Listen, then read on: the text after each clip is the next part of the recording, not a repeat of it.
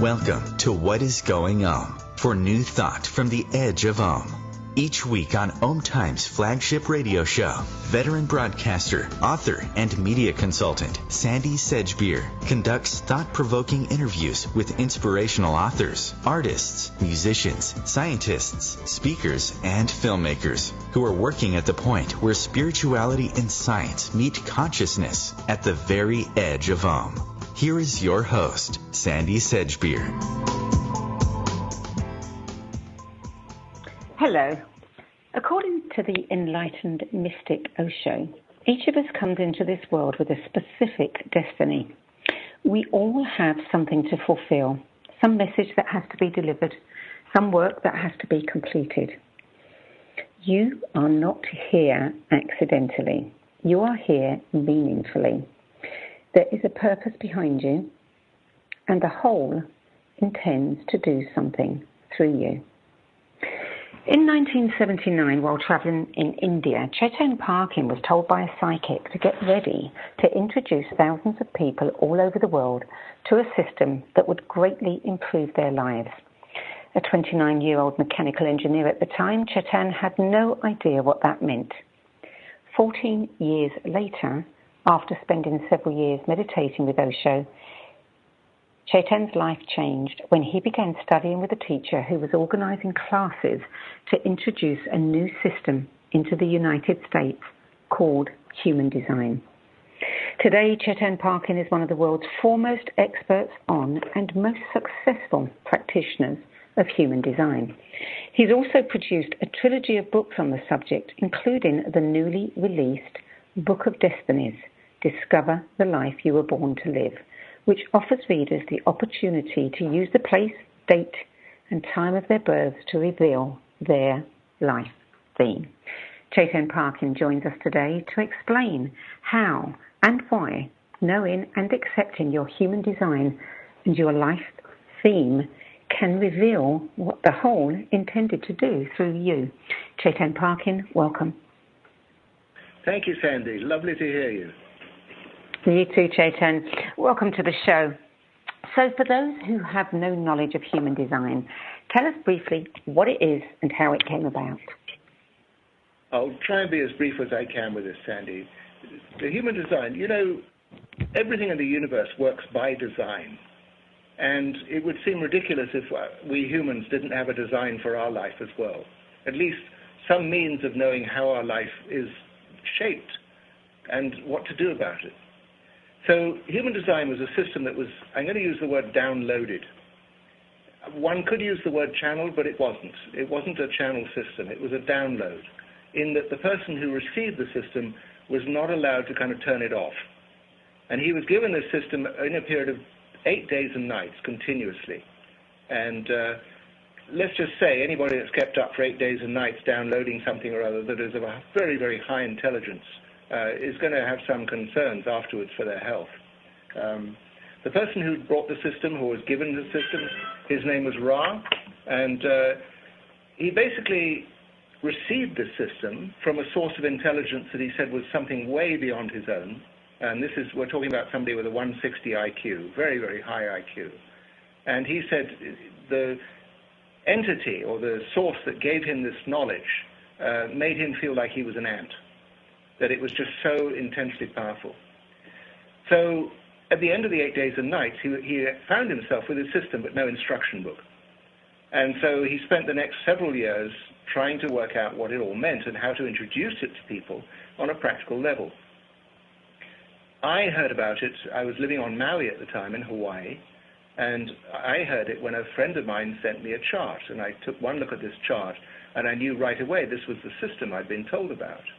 And then traveled twice a year, every year, whenever Ra came over to teach the system, and traveled to the mainland to New Mexico where he was teaching the classes, and studied with him. So human design, basically, I'd have to say it's a 21st century device. Those that are familiar with divination processes will know about the I Ching and the Kabbalah and the chakra system, and they'll know about astrology. And there's many, many different esoteric systems. But human design is a system that combines many of these systems. It synthesizes them. My example of this is when you're going to bake a cake, you have all kinds of different ingredients. And you put all those different ingredients together, you mix them up, and at a certain temperature you put it into the oven, and the oven bakes it. And when the cake comes out, it's no longer the ingredients that went into it. It's a new entity of its own. And it's the same thing with human design. It's a combination of ancient wisdom traditions, astrology, the I Ching, the Kabbalah, and the chakra system. And it's combined with two very modern-day sciences, an understanding of neutrino physics and the genetic setup for the human makeup, for the human model. So without having to go into all the details of all these little bits and pieces that went into the cake mix, we come up with a system, human design, that is an entity of its own. And as I say, it's a 21st century device. It's here to help us grow in our consciousness. And I would just say, without exception, because I've looked at just about every esoteric ancient wisdom tradition I could find, I would say, without exception, it is an essential device for these times, for these 21st century times. Why would you say it's essential? Why do we need it? If we go back, well, yes. If we go back 20 years before we had iPhones and stuff, and, you go back 30 years when we were just starting faxes and things like that, and emails, there was a very different thing going on. Everything was written out on paper, or, we'd use dial-up telephones and stuff, and everything has changed. And that is just one example of things that has changed. The level of communication in the world is dramatically different if one can text rather than talk. And so the whole world has completely reinvented itself in a very, very short space of time. So if we're looking back 20, 30 years ago, there were certain rule systems and certain understandings about life, and that was just how things were. Well, if we look at things now, we see the whole picture's changed, and we're bombarded by all kinds of different things, the latest, greatest. What are we supposed to do with it? Is this something that involves me? Do I have to know about this stuff?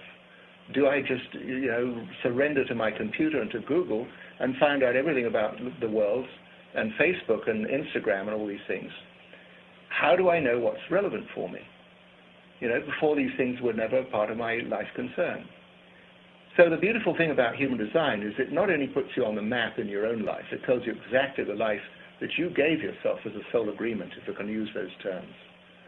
But it also shows you how to interact in your life in a way that serves you in the best possible fashion. So that's why I say it's an essential device, because the rules of life have changed, and it's essential that we all know who we are and what we're about. You say there's a psychological benefit to the system. Can you expand on that a little bit? Oh, absolutely. I think all of us get flummoxed one time or another. We all get in situations where, we don't know what to do, where the situations surrounding us are kind of beyond our understanding. And if we're trying to reckon with these situations according to traditional ideas or what other people have told us or what we've referred to in books or understandings about life that other people have had, then we're always going to be left kind of half comforted in how we're dealing with these situations. The beautiful thing about human design is it's all about you. It's all about what your life journey is. It's you and the universe. You and God, if you want it like that. It's basically your place in consciousness in the whole scheme of events here. So if you understand how your design works, then you're equipped to deal with any situation, any confrontation that comes in front of you on your terms, as a perfect representation of consciousness in human form.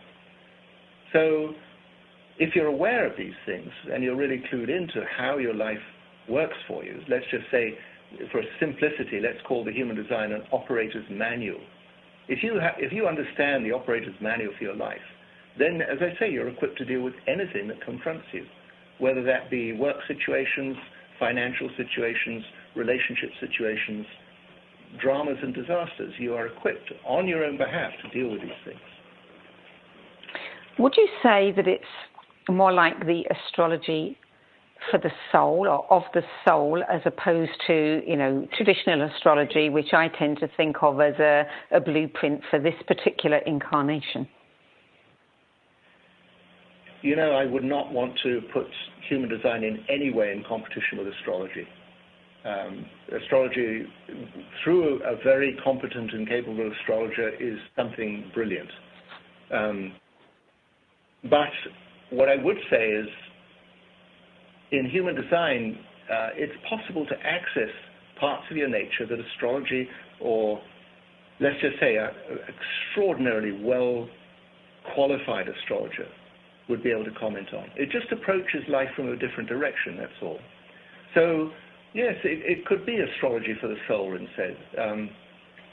Some people have compared it in that way, because the thing is, we come into this world, and we come in as a perfect being.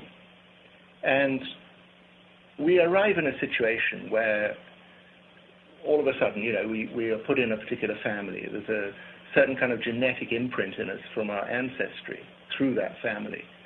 The family has certain customs and pastimes. Maybe it has a religion. Maybe it has a neighborhood and certain friends that come in and out of the life. And right away from the very beginning, we get influenced in all kinds of different ways in life. And, then we go to school, and typically in school we get taught about everybody else's way of doing stuff. So the beautiful thing about human design is it takes you right to that instance of what you gave yourself before you were born. It really is in tune with your soul essence. And it can show you very, very quickly what that connection is all about. So, yes, I would agree with that on some level, Sandy. You're listening to What is Going On. I'm Sandy Sedgbeer, and I'm speaking with human design expert Chetan Parkyn about his latest work, The Book of Destinies, Discover the Life You Were Born to Live. After the break, how and why knowing your life theme can transform your life.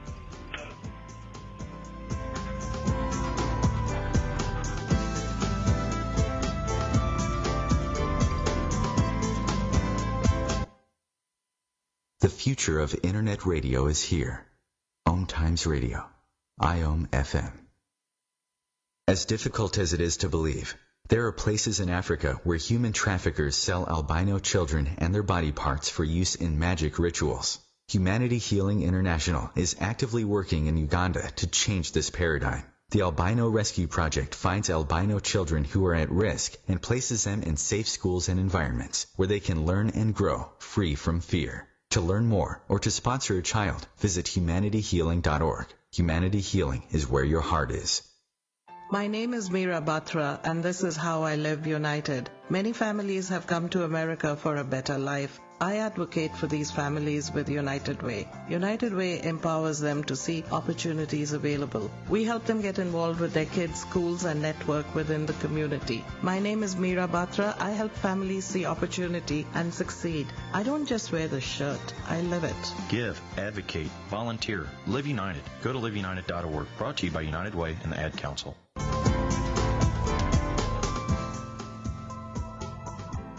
Welcome back.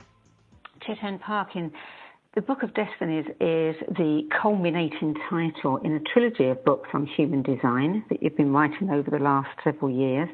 But this particular one took you 20 years to write. Why? It sounds ridiculous, doesn't it, Sandy? 20 years to write a book. Goodness, it's almost like the only thing I can compare it to is if I had written this book in a year, and sent it out 20 years ago, it would have been a very poor book.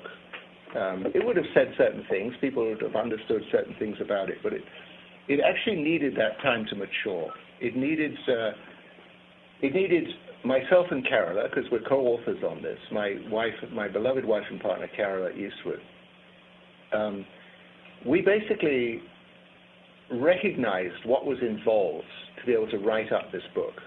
There's actually 192 life themes in this book. There's 112 altogether, but there's a certain number of them have variations on a theme. So altogether, it's 192 different life themes. And all of us choose one for our lifetime. And, the simplest way of saying it is what's the sunbeam that you came in on? How did you arrive up here? What was the flavor of life that you were preparing to give yourself? It's a little bit like, the theme music in a movie. It's the thing that stays with you throughout your life. It's the central theme of your life, if you will. So over the years, since I started looking at this project 20 years ago, I've read for many thousands of people all over the world in all kinds of different life situations, adults, children, youth, all kinds of people. And in the readings, I've been able to distill quite a bit of the understanding of what their life theme means to them, what their life was all about. So that was one part of it. There's another part of it that's directly related to the quarters in the sky around us. Each of the star fields around us have very different energies. And so it was a case of tuning in with those. And the specific guide of that is the I Ching, because the I Ching has these very particular flavors about them, and it does reflect our genetic makeup. So it was a case of tuning into all of this and tuning into the readings I did for people, tuning into the stories that I saw, watching how people lived their lives out and what it all meant to them. And also many, many days and hours and weeks of meditation and looking deeply into things.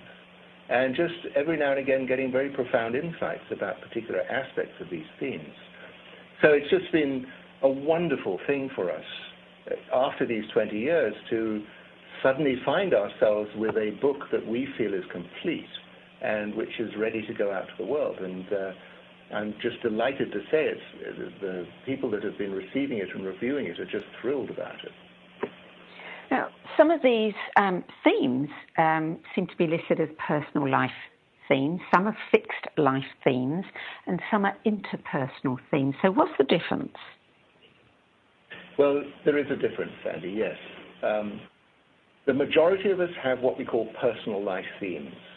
And a personal life theme, as it sounds, it's about us exploring our life. It's us at play in our world and finding out how the world plays with us. So it's almost like a personal exploration. We have a lot of interactions with other people. We find out, what these interactions involve. We don't necessarily know what the repercussions of our interactions are. We can't necessarily see too far down the road. We can't see how necessarily we're affecting other people with our personal incarnation, with our personal life theme. So, that's a kind of broad brush stroke image of a personal life theme. It's very much about a personal journey, a personal exploration. There are very, very few people who have what we call a fixed life theme. And there are 64 of these fixed life themes. And to get one of these life themes, you're born in a space of somewhere between 2 and 3 hours within the year. So as you can tell, a fixed life theme, it's going to show up very rarely. And what I say about the fixed life theme is it is somebody who is holding one of the very specific characteristics of what it is to be human. And I have to say, from my point of view, I'm always thrilled when I meet somebody that has one of these personal life themes, because it gives me a very, very deep insight to what life is all about and what are these 64 different attributes within the human genetic makeup and how they live it out. So they're called fixed life themes because they basically hold that frequency, that particular aspect of the human condition. And of course, they live a very, very full life. But within that life, they are consistently holding this particular pattern. And then we have those that have the interpersonal life theme. Sorry, go ahead, Sandy. No, I was just going to ask you. Tell me about the interpersonal. Well, yes, the interpersonal life themes are people that, I'm going to say, are generally called on to be a little bit more responsible than the personal life themes. I won't say their job is to clean up after everybody, but they always have that aspect of kind of overseeing and feeling like they need to be responsible. They need to look out for other people. That they can kind of see over the hedge in a sense. They can see over other people's heads to see, all right, these things are going on. We need to watch out for these things. We need to perhaps guide or assist or, help people out of situations. So very often people with the interpersonal life themes find themselves in that role. Of course, the note of caution here is, we're all here to live our own very particular life on our own particular terms. And if you have one of these interpersonal life themes and you just take it on as your job to rescue everybody all the time, then there's going to be a possibility of missing out on your own life. So, just always a note of caution for those that have the interpersonal life themes, just to be cognizant of that fact that they can be a little bit presumptive sometimes in their overseeing of everybody else's lives. So let's give our listeners an example, and let's use me because I don't know, our listeners' themes. I have the personal life theme of consciousness, and I note that, there's 3 or 4 variations on that, depending on which gate the sun is in. My sun is in gate 35. What does that say about me? Okay. So, yes, you have a personal life theme, and each of the personal life themes has 4 variations on that theme. The personal life themes show up 4 times in a year. So you're born in this life theme of we call consciousness, and it basically means, Sandy, and you'll probably recognize this and know this about yourself, that life is an ongoing exploration, that you just turning back the leaves of pages in all kinds of different books, all different kinds of understandings about life. You're to the core, to the source of it all. What's it all about? How does this thing work? And so, in a sense, you have, I might say, mission impossible in a way, that spirit or soul or our consciousness comes into this world. And from my sense, consciousness has a pretty easy time in 5th, 6th, 7th, 8th, 9th, 10th dimensions. But in 3D, it's not the easiest thing at all. Spirit in form, it's not a very easy passage.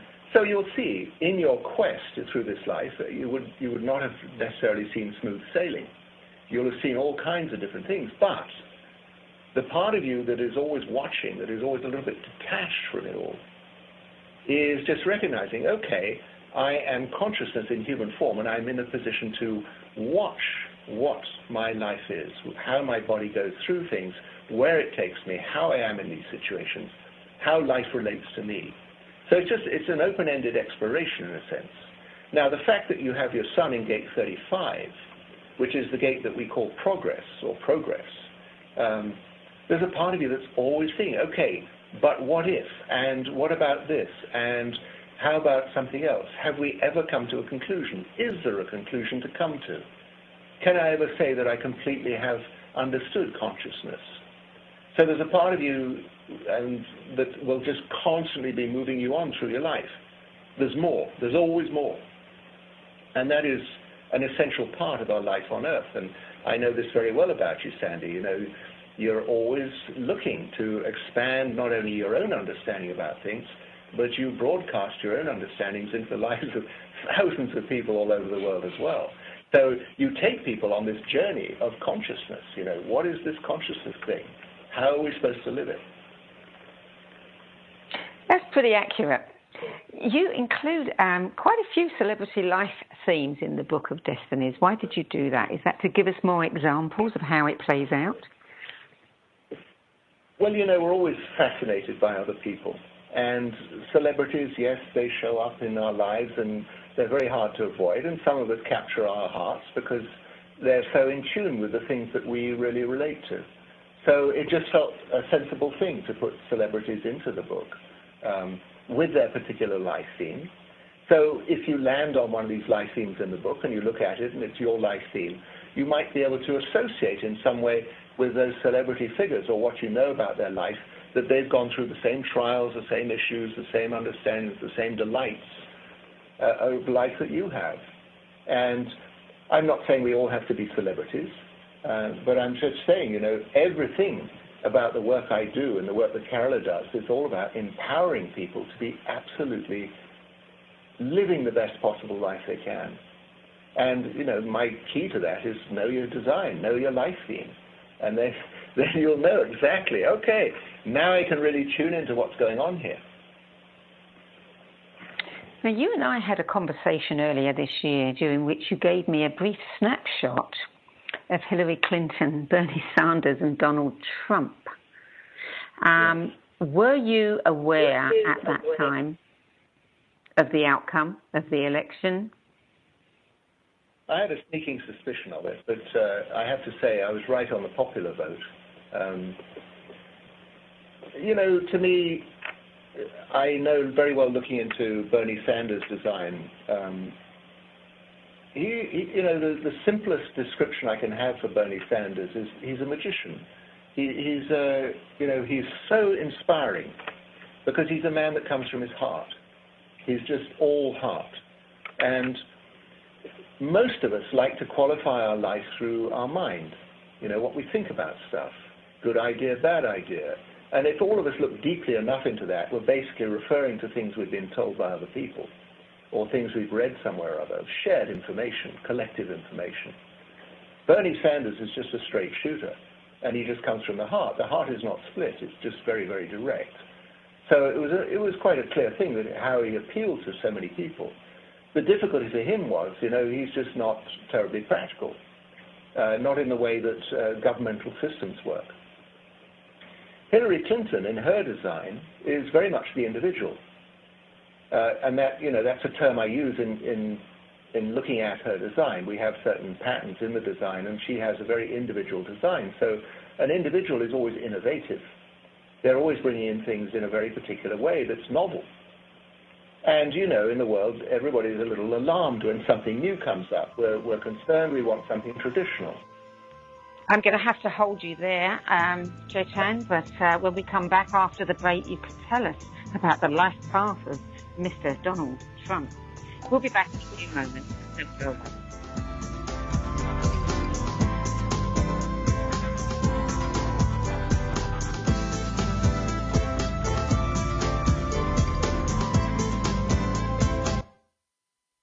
The cutting edge of conscious radio, OMTimes Radio, IOM FM.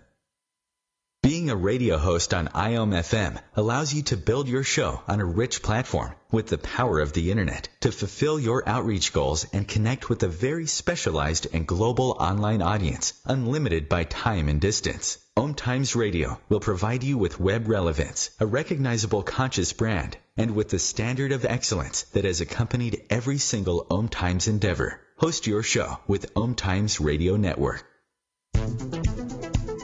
My name is Victor Furman. Some call me The Voice. I've always been fascinated with human nature, spirituality, science, and the crossroads at which they meet. Join me Wednesdays at 8 p.m. Eastern on OMTimes Radio, and we'll explore these topics and so much more on Destination Unlimited. Hi, I found a toy dinosaur over on the playground by Smith Street. It had this phone number on it, and, well, I just wanted to make sure the dinosaur made it back to its little owner. When I found the little sippy cup, I just had to give you a call. It's for a kid, I know my son gets super attached to the smallest things, even a fire truck, and I'd be happy to drop it off. We'd do anything for kids, yet 1 in 6 children in the U.S. struggle with hunger. Help end childhood hunger near you. Learn how at feedingamerica.org. Brought to you by Feeding America and the Ad Council.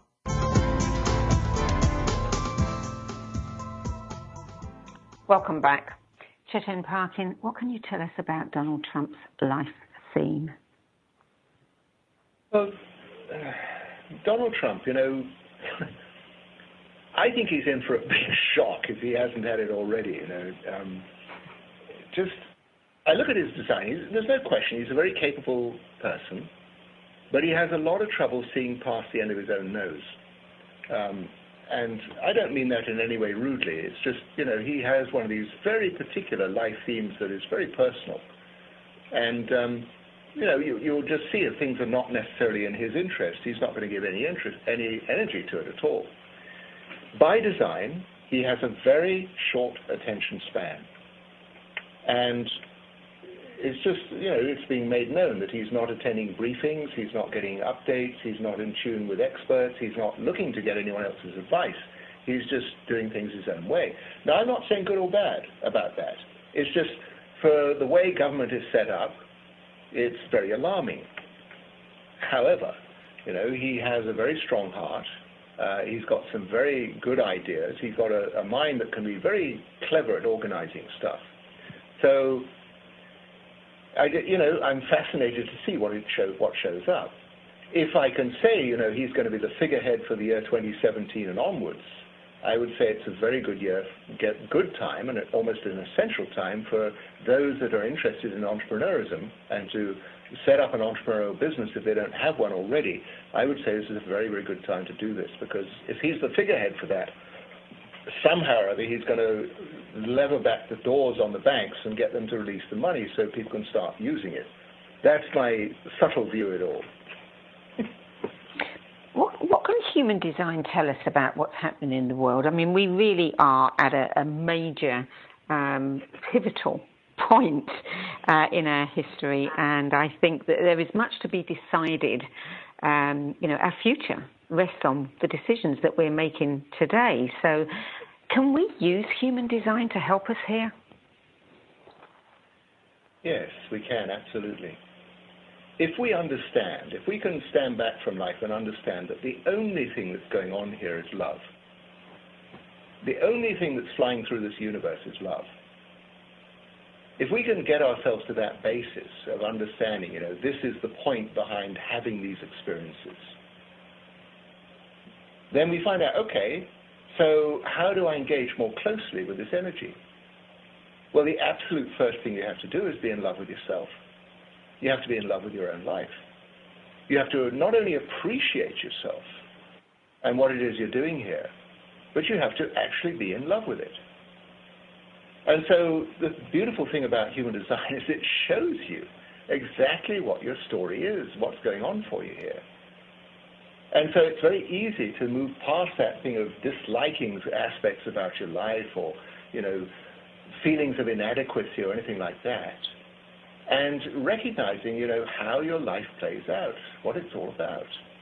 And so the beautiful thing then is the moment you kind of really start appreciating and loving your own life and your own way of engaging with life, then you're very well equipped to start loving other people. And it's just, once you appreciate your own design, it becomes fascinating to know about, just a few details about other people's designs as well.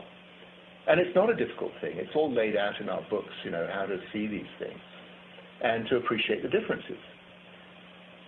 It was an amazing thing, what was it, 50, 60 years ago, NASA took that graph from the moon of this little blue blob in space.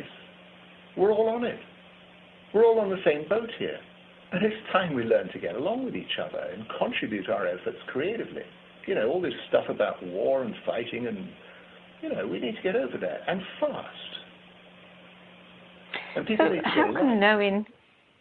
How can knowing human design help us make right choices in our life and our career and our relationships? Well, here is something that separates human design from every other esoteric system right off the bat, is that we have what we call 3 keys. The first key is what we call type. This is how the energy runs through you and how to use that energy. There are 5 of these different types. We each have 1. And then the second key is what we call authority. And this gives you the key to be the authority in your own life, how you make decisions according to your own nature. And it's there quite clear in the design. There are 6 of these different authorities. We each have 1 for our lifetime. So we all probably appreciate times in our life where we've been bamboozled or pushed to make decisions according to somebody else's ideas, and the consequences of that, how we never quite feel comfortable with it all. And then we also know there's times in our lives where we made a decision on our own bat, and it absolutely clicks for us. Well, if you understand your authority, and you know how that authority works for you, and it's pretty simple, then you start recognizing every time I can keep on making right decisions. And what happens then is immediately you start getting into this pattern of making right decisions. It has a ripple effect into the lives of everybody around you, that they get encouraged to live in their truth and their right way of making decisions as well. So it's a very, very simple process of finding out what is one's own particular way of making decisions and just practicing it. And, as I say, I've been working with this system now for 20-odd years. I won't say I see miracles. I mean, miracles are all around us all the time, but I see people going through massive transformation in their lives, making decisions that are right for them and feeling totally at home and comfortable with them. The thing of it is, So, yeah. Go ahead, Sandy. Go ahead. No, No, please, continue. Well, I was going to say, in this world, everyone's got all kinds of great advice and great ideas, should do this and should do that. And many people are just totally caught up in rule systems and belief systems. And that's all well and good, provided those rules and beliefs actually tie with your own design. But the thing of it is, they generally don't. And we're generally very compromised in living out somebody else's ideas of how life's supposed to be. And, when I'm considering this, I always go back to a very foundational issue. Nobody knows what life is. Nobody. I don't care where you go, what library you look into, who you ask. Nobody knows what life is. So we're all going along in this presumption that we actually do know, and there are certain rules and considerations. And I would say, yes, in the human condition, there are certain things we can do and certain things we can't. But when you understand your design, you're equipped to interact with life in present tense. You don't have to have a reference manual. You just know in that moment in time where you stand with things. So that's the beauty of being your own authority, of being your own decision-making process. So human design is a really good tool for understanding, for parenting, for understanding children, understanding anybody. Oh, Sandy, yes. I mean, I have to say over the years I've had so much fun reading for parents about their children. Children come into this world, and it takes them a little while to take on all the conditioning and get told about everybody else's ideas about life. And, parents are constantly flummoxed. And I think we'd all have to say the children that are coming in these times are very different. And they're not necessarily interested in the things that were going on before. So I would just recommend to every parent, please get your human design chart for your children. Find out who joined you. Find out who landed in your nest. Find out what they're up for. I mean, it may sound a little crazy, Sandy, but my whole thing is that I love to see when a parent and a child can be friends. Of course, there's the age difference and the experience of life difference, and there's great advice and all good ideas and stuff. But when I see that a parent and a child are just looking at each other and they're just appreciating each other completely, that to me is the greatest joy. But yes, parents, yes, they have their conditions. Yeah, sorry. What is your life theme, Chetan?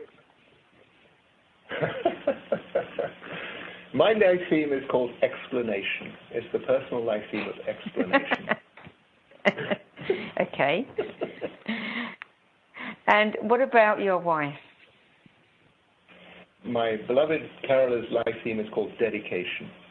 And dedication is a life theme taken on by somebody who will see things all the way through. She will lead people by the hand, if need be, to just show them, all right, this is exactly what needs to happen for you. She has one of these interpersonal life themes. I have a personal one.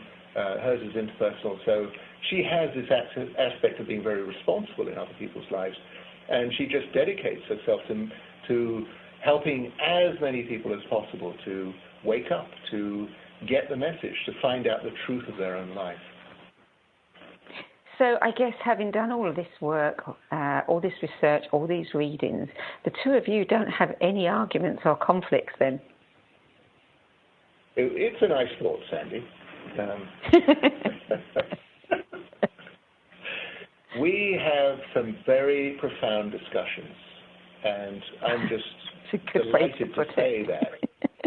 We don't beat about the bush with things. When we need to discuss something, both of us have designs in which we like to express what we conceive in life in very direct ways. We're very direct speakers in that regard. And so when issues come up, as they do in all partnerships, we have some very profound discussions. And I have to say, sometimes we absolutely have to disagree and just leave it at that. But doesn't mean to say we're not encompassing as many different viewpoints as possible. Now, you've done many, many thousands of readings over the years, and you teach human design, you consult, you mentor. Have you ever had a situation where you've done somebody's human design and they have been so shifted by it that they've completely changed their life, their work, everything? We're not just talking about one or two cases here. We're talking about really? hundreds and hundreds of cases. Yeah. And it's a great thrill. And, if I'm sitting with the person, I can quite often watch it happening. There's all kinds of things just start to click. In a sense, I call myself a glorified piano tuner. I tune people back up to the codings that they gave themselves before they came in here, before all the conditioning started. And the thing, like anything that gets back in tune with itself, it's miraculous in a way. We've all been led into all kinds of different understandings about life and led away from our own perfect understanding about life. And so the work that Carola and I do is we tune people back into what they gave themselves. And sometimes it means, unearthing a few roadblocks and stuff and getting things out of the way, complete misconceptions of what they're doing. But it's a fabulous thing to see when somebody just suddenly lights up and they get it, and they get what their life story is. It's the most beautiful thing. You're listening to What is Going On. I'm Sandy Sedgbeer, and I'm speaking with Chetan Parkyn about human design and how it can help us discover the life we were born to live. Still to come, how you can find out which of the 192 life themes you are living. We'll be back after the break. Don't go away.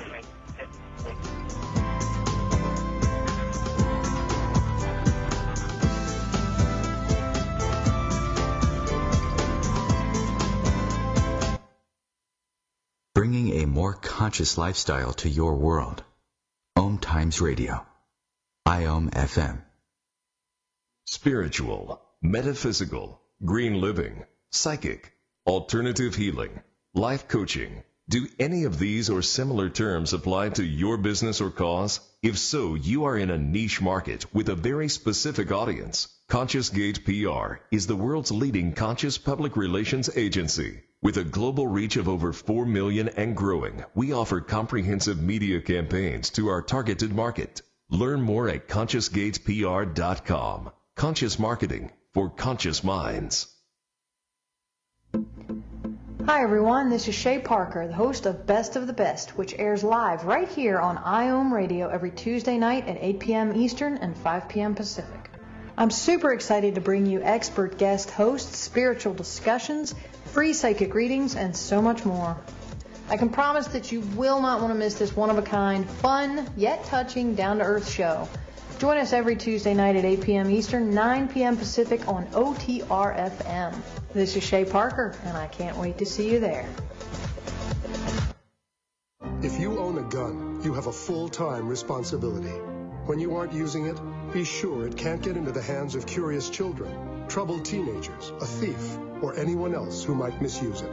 Your family, friends, and neighbors are all counting on you. Remember, always, lock it up. For more information on firearms storage safety, visit ncpc.org. This message brought to you by the National Crime Prevention Council, the Bureau of Justice Assistance, and the Ad Council.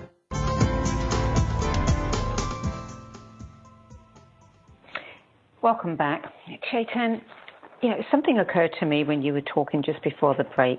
If we all come here with a purpose to fulfill, but that knowledge gets buried under the weight of all the conditioning we're subjected to, what on earth did people do to overcome some of that conditioning and fulfill their life purpose before human design, before astrology, before the self-awareness modalities that, we've had access to in recent years, decades, millennia?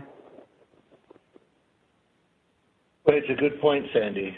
We might say that not much has been going on for the last 1,000 years or so in terms of consciousness. Every now and again, there's a turning of the age, and in the last turning of the age, there was enlightened figures that came in: Buddha, Mahavira, Plato, Aristotle, Socrates, Jesus. There were various people that came in that carried this tremendous brightness with them. And being in their company, extraordinary things would happen. But the moment they went off the scene, the moment they left their body and passed away, then I wouldn't say the world was plunged into darkness, but it was very, very difficult to find that thread again of where they'd come from and what they were representing. So we're now in this particular place in time where we would have to recognize there is a huge shift going on the planet. I mean, I don't remember hearing the word consciousness 30 years ago, or the word meditation anywhere. And yoga, maybe, acupuncture, all that stuff. It's like there's all these doorways and gateways opening up, and all of these systems, they've been in place in various parts of the world, but they're just now really coming into the public domain in a sense. So seekers in the past, trying to find out what their life was about, they may have had the fortune to come across a seeress or somebody like that, but I just feel that the life circumstances were so difficult that just a very, very few people could actually devote themselves to embracing their spirituality. Church was a one-day-a-week thing, and it still is in a sense. And the various religions around the world, they have a one-day-a-week system, with a few little interludes along the way. But there really hasn't been that much of an encouragement to experience one's spirituality. And the further away it's got from the founders or let's just say the inspirations behind these religions, the more and more distorted the messages all become. So, yeah, I think it's just been very, very difficult for people to access their true nature in times past. And so we have to really celebrate the fact that in this particular time, consciousness and that access to consciousness is expanding rapidly. And we should embrace it and really appreciate it and enjoy it and celebrate the fact that we're entering into this age now, this Aquarian age, which the figure of the Aquarian age is two waves, one above and one below. So it's basically saying, whatever your spiritual aspirations are, have to be lived out in the earth plane as well. So we're bringing heaven to earth. That's the whole energy of the Aquarian age. That's where we're going into. I mean, we've just cracked the door open to go in there, and we've really got to keep our foot in the door and to kind of make sure we don't destroy ourselves by people that are very fixed to the old ways and the old systems and stuff. That, embracing love in our lives, embracing that connection, that is what's going to see us through here. So, yeah, it's a very, very exciting time. We've all waited for this time. We've come for this time deliberately. Modalities like astrology, numerology, other things have been around for many millennia. As you said, human design is something that's relatively new and definitely a 21st century modality. Do you believe that it was given to us now because we are ready for it? It has to be seen in those ways, yes. The person who was given human design came to the conclusion that it had come to Earth for two very particular reasons. One, it was for children, that children need to be appreciated. They're pure forms of consciousness. They have as much right to life as anybody else. And I'm talking, children that are out in the world here, the ones that are growing up in the world, where we can actually see their design and what they're about. The other reason he construed that human design came in was for us to understand about our emotions. Within the human design chart, there is a center that is the emotion center, the solar plexus center. And the solar plexus, the emotions are always moving through wave patterns. And there are all kinds of different wave patterns, but generally the wave goes up where everything's great, and then the emotional wave goes down where everything's not so great. And so part of the human experience is to embrace emotion. The difficulty is, if we don't embrace emotion, if we find fault with it, then, we get stuck on this idea, well, I have to stay up. I'm not allowed to go down. I won't let myself go down. If I go down, I'm going to have a miserable time of it. I'm going to make everyone else's life miserable too. So what we construe from the emotion center is that it's the center of war. It's the center of domestic violence. It's the center of all kinds of autoimmune diseases. It's the center of depression. It's the center of addictions. So there's all these things tied into the emotion. And the thing of it is, if you understand human design, if you understand your design, you will see right away how these particular aspects of life can affect you. And once you understand that and you see, okay, if I embrace my emotional nature, and if I embrace the emotional nature of the world as a whole, and I can see these things through an understanding of human design, then all of a sudden all these flashpoints disappear, they start coming into context, that I start finding ways of getting on with the world and getting on with other people, and finding that friendship and finding that love in the world. And stop feeling so distressed that, it's fine to have a wave that goes up and then a wave that goes down. It's fine to feel down. Because when you're down in a wave, you can be extraordinarily creative, if you remember to be so, because you're accessing deep parts of your own nature. It's just, there's a whole different perspective of it. So, yes, I would agree with his reckoning. The human design came particularly for children, but also for us to all understand about the nature of emotion. So how can our listeners discover their own design and their life theme? Well, here's the thing. It's very easy. You go on our website. The website is called Human Design for Us All. It's all spelled out. It's a long web address. Sorry about that. Human Design for Us All. HumanDesignForUsAll.com. And on the website, you'll find probably the first thing that confronts you. You can download a free report. It's all about you. You can also see at the top of the page, there's a button there. You can click on that button. You can find out exactly what your life theme is for this lifetime. And the books, there are these 3 books. I would definitely recommend getting the first and third books, the Human Design book, Discover the Person You Were Born to Be, and definitely recommend getting the new one we just literally released, the Book of Destinies, Discover the Life You Were Born to Live, and have a read, have a look, see what it is that goes on there, and be prepared to be delightfully surprised, because when you recognize those aspects of your nature that are in line with you, it's just a wonderful experience. Of course, we also do personal readings for people. I do personal readings, partnership readings. My beloved wife, Carola, does also life path readings with people. We take people wherever they want to go, but deeply into their own life and reflect these vital issues back to people. So it's our great delight to do that. And all of these things are accessible through our website. This is the final book in this trilogy. Presumably, you don't plan to write any more books on human design. I don't know what else there might be to say. But if you are an explainer, where does that leave you? What are you going to explain for the rest of your life? Oh, don't you worry, Sandy. There's more. It's a trilogy. What do they call a 4-book series? I don't know, but there's definitely more books in the works. So, a quartet. Yes. A quartet. There we go. And then there might be a quintet after that. So, yes, Carola and I actually were going to be spending time on the quartet version in the new year. So stay tuned. It's going to be fun. Okay. Now, you're also releasing an app soon. What will we be able to do with that app? Oh, goodness. This is like, I've never myself had children, but this is for me like having a baby. The app will it'll be on your iPhone or your Android phone, and you'll be able to, wherever you are, draw up charts. You'll be able to look into those charts. You'll be able to derive all the keys from the chart.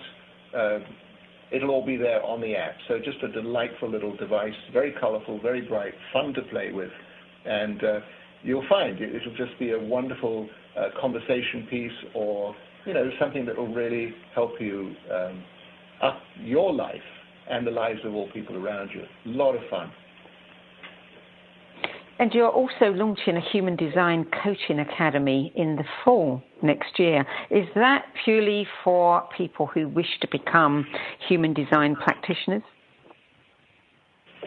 It's mostly tailored towards coaches or people that want to be coaches. And we're approaching it from 3 different directions. The coaching side of things, how to be a coach and what's involved in that. How to be successful in business. The whole business practice of how you set up a coaching practice. And the backdrop of it all will be human design. So we're going to be training everybody in the aspects of human design that we can see will be really beneficial for coaches. So coaches not only understand their own designs, but they understand the designs of their clients. And what we personally have found from this is once you understand who you're working with, you can coach them at light speed. You can coach them in an incredibly fast way in which they just really understand what they're about. So it reshapes the whole idea of education in a way, of teaching people according to their own abilities.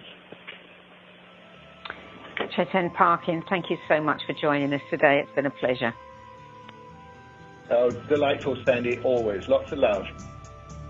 Thank you. Bye-bye. The Book of Destinies, Discover the Life You Were Born to Live, published by New World Library and available in bookstores and on Amazon. And the website, again, is humandesignforusall.com. I'm Sandy Sedgbeer. I hope you'll join me next week for another edition of What is Going On. Till then, it's goodbye from me.